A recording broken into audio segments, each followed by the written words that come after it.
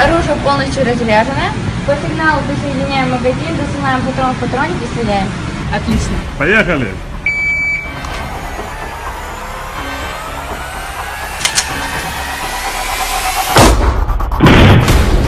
Прям в десятку. Номер 2, кто мне расскажет? Я расскажу, вставляем магазин в поврежден, но не засылаем патрон в патронник. Отлично. Самый лучший стрелки. Инструктор главный подтверждает.